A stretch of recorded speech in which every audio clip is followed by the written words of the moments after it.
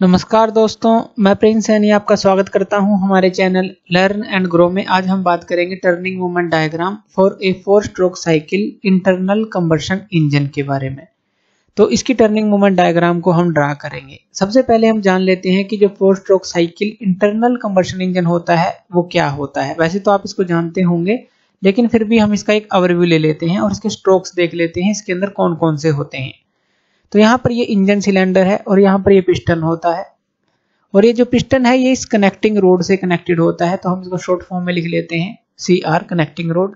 और ये जो होती है क्रैंक होती है, और ये जो क्रैंक होती है हमारी इस क्रैंक शाफ्ट से कनेक्टेड होती है। ये जो है क्रैंक शाफ्ट होती है, यानी कि जब पिस्टन को जो यहाँ पर गैसेज है मूव करती हैं तो वो कनेक्टिंग रोड को पुश करता है, कनेक्टिंग रोड इस क्रैंक को पुश करती है, और क्रैंक हमारी जो क्रैंक शाफ्ट से कनेक्टेड है तो वो उसको रोटेट करती है। तो इस तरह से हमें मोशन मिलता है। यहाँ पर ये जो है इनलेट वाल्व है, ये एग्जॉस्ट वाल्व है, और ये जो है स्पार्क प्लग है। अब यहाँ पर होगा क्या, सबसे पहला जो स्ट्रोक होता है वो सक्शन स्ट्रोक होता है। सक्शन स्ट्रोक में जो पिस्टन है वो हमारा टॉप से बॉटम की तरफ आता है। टॉप को हम टॉप डेड सेंटर बोलते हैं और बॉटम को हम बॉटम डेड सेंटर बोलते हैं, यानी कि TDC और BDC से इसको डिनोट किया जाता है। तो सक्शन स्ट्रोक में इनलेट वाल्व हमारा ओपन हो जाता है, जिससे कि जो एयर फ्यूल रेशियो है वो मिक्स होकर अंदर आता है, और यहाँ पर पिस्टन नीचे की तरफ जाता है। तो सक्शन स्ट्रोक में सक्शन होता है, यानी कि एयर फ्यूल मिक्सचर का सक्शन होता है। फिर उसके बाद जब सेकंड स्ट्रोक होता है, फर्स्ट स्ट्रोक में ये नीचे की तरफ आया सक्शन में, कंप्रेशन स्ट्रोक होता है। उसके बाद कंप्रेशन में फिर से ये BDC से TDC की तरफ जाता है। तो उसके बाद हमारा हो गया कंप्रेशन स्ट्रोक। कंप्रेशन स्ट्रोक क्यों इसको बोला गया है, क्योंकि इसके अंदर एयर फ्यूल का जो मिक्सचर होता है वो कंप्रेस होता है, और जो पिस्टन है नीचे से ऊपर की तरफ मूव करता है। अब जब एंडिंग होती है कंप्रेशन की, तभी यहाँ पे एक स्पार्क क्रिएट होता है, और जो गैसेज होती हैं यहाँ पर, यानी कि जो एयर फ्यूल का जो मिक्सचर है तो वो बर्न होना स्टार्ट हो जाती हैं, और हमें वर्किंग स्ट्रोक मिलता है, जिसमें फिर से पिस्टन ऊपर से नीचे की तरफ आता है। ये वर्किंग स्ट्रोक या फिर एक्सपेंशन स्ट्रोक आप इसको बोलते हैं। तो कंप्रेशन के बाद हमारा होता है वर्किंग स्ट्रोक। अब वर्किंग स्ट्रोक के बाद जब ये नीचे आता है, पूरी गैसेज जो है वो बर्न हो चुकी होती हैं, फिर से हमारा एक स्ट्रोक चलता है जिसको हम एग्जॉस्ट स्ट्रोक बोलते हैं, और फिर से पिस्टन जो है नीचे से ऊपर की तरफ जाता है, यानी कि BDC से TDC की तरफ जाता है, और ये एग्जॉस्ट वाल्व ओपन हो जाता है और सारी गैसेज जो है बाहर निकल जाती हैं। तो ये 4 स्ट्रोक होते हैं, इसलिए इसको 4 स्ट्रोक इंजन बोला जाता है। अब इसके अंदर क्या क्या चीजें हमें समझना है। एक तरह से हमने वर्किंग तो देखी, और इसके हमने चारों स्ट्रोक भी देखे, सक्शन, कंप्रेशन, एक्सपेंशन या फिर वर्किंग और एग्जॉस्ट स्ट्रोक। अब यहाँ पर जो क्रैंक होती है, जब वो 360 डिग्री घूमती है, 360 डिग्री, तो वो अपने 2 स्ट्रोक पूरे करती है, फर्स्ट एंड सेकेंड। और फिर से जब वो 360 डिग्री घूमती है तो वो अपना 3rd और 4th स्ट्रोक पूरा करती है। यानी कि इसको चारों स्ट्रोक पूरे करने के लिए अगर इनका टोटल करें 720 डिग्री का एंगल टर्न करना पड़ता है। जो ये क्रैंक होती है इसकी बात कर रहे हैं, तो ये जो है हमारी 720 डिग्री घूमेगी, तभी जो है यहाँ पर चारों स्ट्रोक पूरे होते हैं। ये आप समझ गए होंगे। इसके बाद अगर हम बात करें कि जो पिस्टन है यहाँ से यहाँ तक कब जाता है, जब 180 डिग्री मूव करती है क्रैंक। जैसे कि अगर हम यहाँ से इस पोजीशन से इस पोजीशन पर लगाएंगे, पिस्टन जाएगा इस तरफ, तो यहाँ पर क्रैंक जो है 180 डिग्री मूव करेगी तभी जाएगा। और फिर से जब ये 180 डिग्री मूव करेगी तो ये वापस जाएगा, यानी कि TDC से BDC आने के लिए क्रैंक को 180 डिग्री चलना पड़ेगा, और फिर से 180 डिग्री चलेगी तो BDC से TDC की तरफ वो जाएगी। यानी कि 360 डिग्री आप कह सकते हैं, वही 2 स्ट्रोक के लिए, और 360 डिग्री फिर जो नेक्स्ट जो 2 स्ट्रोक हैं उसके लिए। अब इसकी हम जो टर्निंग मोमेंट डायग्राम है वो ड्रा करेंगे, और टर्निंग मोमेंट डायग्राम के अंदर जो वर्टिकल एक्सिस है यहाँ पर टर्निंग मोमेंट लेंगे, और जो हॉरिजॉन्टल एक्सिस है वहां पर क्रैंक एंगल लेंगे। अब यहाँ पर हमें पता है 720 डिग्री के अंदर 4 स्ट्रोक पूरे होते हैं, तो इसलिए यहाँ पर हम 0 से लेकर 4 पाई तक जो है क्रैंक एंगल लेते हैं, क्योंकि 4 स्ट्रोक उसी के अंदर पूरे होंगे। तो चलिए जान लेते हैं कि जो ये टर्निंग मोमेंट डायग्राम है वो 4 स्ट्रोक इंजन के लिए किस तरह की बनेगी। उसके लिए जो टर्निंग मोमेंट डायग्राम है वो हमें किस तरह की मिलेगी, तो वो इस तरह की हमें लूप मिलेगी। अब ये लूप हमें मिली क्यों है, तो चलिए ये समझते हैं। देखिए जो सक्शन स्ट्रोक होगा उसके अंदर होगा क्या, उसके अंदर जो इनलेट वाल्व है वो ओपन होता है सिलेंडर का। तो जब इनलेट वाल्व ओपन होता है, अगर हम पेट्रोल इंजन की बात करें तो एयर प्लस फ्यूल का मिक्सचर जो है अंदर की तरफ जाता है, यानी कि सक्शन वहां पे क्रिएट होता है। सक्शन कब क्रिएट होगा, जब अंदर का प्रेशर कम होगा, बाहर का प्रेशर ज्यादा होगा, तभी तो एयर और फ्यूल का मिक्सचर अंदर की तरफ जाएगा। या आप ऐसा कह लें कि जो पिस्टन है वो नीचे की तरफ जा रहा है और वो सक्शन को क्रिएट कर रहा है, जिससे कि इनलेट वाल्व के थ्रू जो कि एयर और फ्यूल का मिक्सचर अंदर आ रहा है। यानी कि यहाँ पर आप इसको एनर्जी दे रहे हैं पिस्टन को, ताकि यहाँ पर सक्शन जो है क्रिएट हो सके।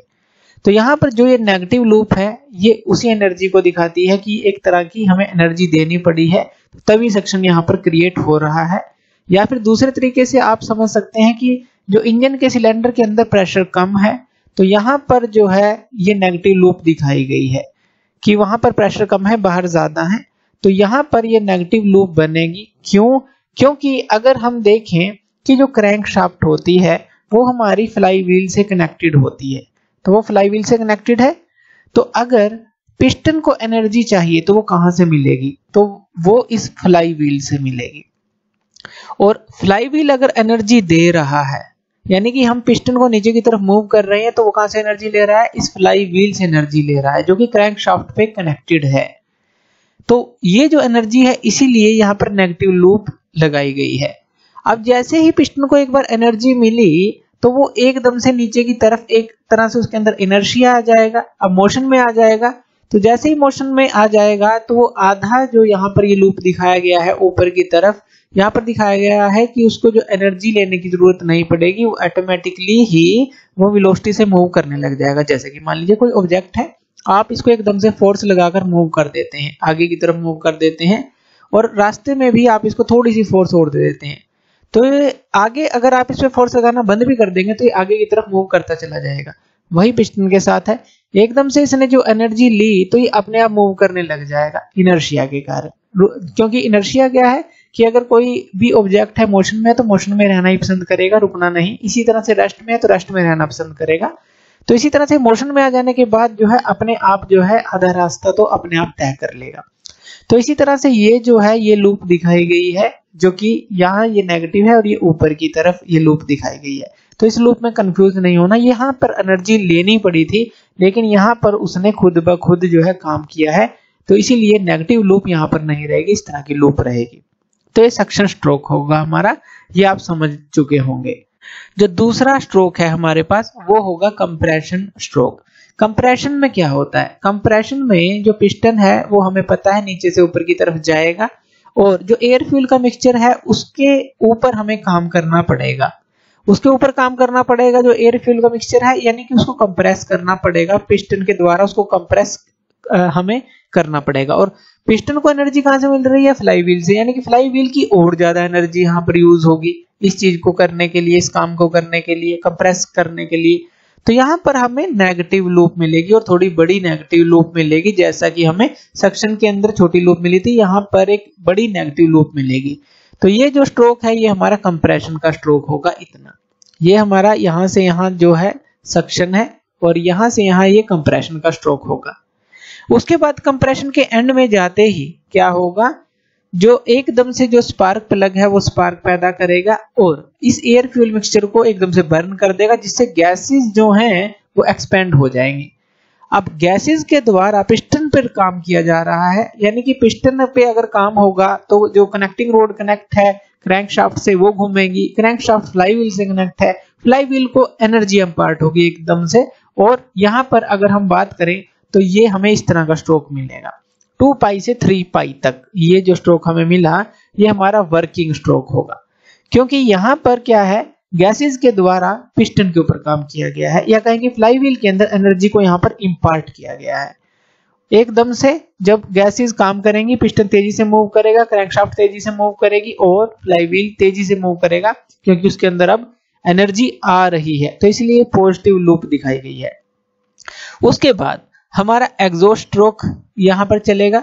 एग्जॉस्ट स्ट्रोक में क्या होगा, पिस्टन फिर से नीचे से ऊपर की तरफ जाएगा, क्योंकि वर्किंग स्ट्रोक खत्म हो चुका है। और अंदर जो है जो गैसेस बर्न हुई हैं तो अंदर फिर से प्रेशर जो है एक तरह से कम हो जाएगा, और जैसे ही एग्जॉस्ट वाल्व ओपन होगा तो यहाँ से ये जो है इस तरह की एक नेगेटिव लूप हमें देखने को मिलेगी। क्यों? क्योंकि यहाँ पर हम उन गैसेस के ऊपर अब काम कर रहे हैं, उनको बाहर निकालना है सिलेंडर से। तो ये नेगेटिव लूप जो है इस तरह से ये आएगी, और उसके बाद जो है एकदम से जैसे ही पिस्टन उनको बाहर निकालता जाएगा वो अपनी जो है पोजीशन ले लेगा, यानी कि स्टार्टिंग की जो पोजीशन है जहां पर सक्शन स्ट्रोक हमारा स्टार्ट होता है। तो इस तरह से ये जो है हमारा पूरा सक्शन, कंप्रेशन, एक्सपेंशन और एग्जॉस्ट जो है वो हमारे स्ट्रोक होते हैं। तो ये आप समझ गए होंगे कि ये लूप हमने क्यों ली है, इस तरह से क्यों दिखाई है, और एग्जॉस्ट के अंदर भी ये लूप हमने क्यों दिखाई है। यहाँ पर एक सीधी सी बात आप समझ सकते हैं कि अगर हमें काम करना पड़ेगा गैसेस के ऊपर या मिक्सचर के ऊपर तो ये नेगेटिव लूप आएगी, और अगर गैसेस काम करेंगी तो ये पॉजिटिव लूप हमारी आएगी। अगर हम मीन रेजिस्टिंग टॉर्क की बात कर लें तो ये जो लाइन है हमारी ये होती है मीन रेजिस्टिंग टॉर्क की लाइन। तो मीन रेजिस्टिंग टॉर्क क्या है? यानी कि इससे ज्यादा जो है इंजन की टॉर्क होनी चाहिए। जो लूप है इसको आप पॉजिटिव कहेंगे, ये पॉजिटिव जो हमारी लूप है, क्योंकि जब मीन रेजिस्टिंग टॉर्क को आप ओवरकम करके जो इंजन को अगर एनर्जी दे रहे हैं वही हमारे काम आएगी, इसलिए इसको पॉजिटिव लूप बोला गया है। तो हमेशा जो है कुछ वर्क डन यानी कि रजिस्ट करने में भी हमारा खर्च होता है। जो मीन रेजिस्टिंग टॉर्क है, रेजिस्टिंग टॉर्क जो होती है मीन रेजिस्टिंग टॉर्क, ये आप फॉर्मूला इससे निकाल सकते हैं 2 पाई एन टी बाई 60 यही होता है, और टी आप निकाल सकते हैं यहाँ से जो टी मीन है ये क्या हो जाएगी P into 60 divide by 2 pi n. तो ये फॉर्मूला इससे आप निकाल सकते। तो इस तरह से ये जो डायग्राम है ये हमारी 4 स्ट्रोक साइकिल जो है इंटरनल कंबशन इंजन के लिए ये बनती है। ये समझ गए आप, ये एक तरह की एनर्जी की जो नेगेटिव एनर्जी है, यानी कि जो हमें अपने आप देनी पड़ती है या फ्लाईव्हील के थ्रू हमें लेनी पड़ती है एनर्जी पिस्टन को काम करने के लिए, और ये जो है हमारी जो पिस्टन के ऊपर काम करती है एनर्जी, यानी कि ये पॉजिटिव एनर्जी है जो एक तरह से इम्पार्ट करती है एनर्जी फ्लाईव्हील के अंदर। और एक जो वर्किंग स्ट्रोक है उसे इतना होना पड़ता है कि ये इन तीनों स्ट्रोक के अंदर जो है प्रॉपरली एनर्जी को डिवाइड कर सके, यानी रिक्वायरमेंट पे इनको एनर्जी दे सके। तो थैंक यू वीडियो देखने के लिए, और इसी तरह की वीडियोस के लिए आप हमारे चैनल लर्न एंड ग्रो पे हमें सब्सक्राइब कर सकते हैं। धन्यवाद।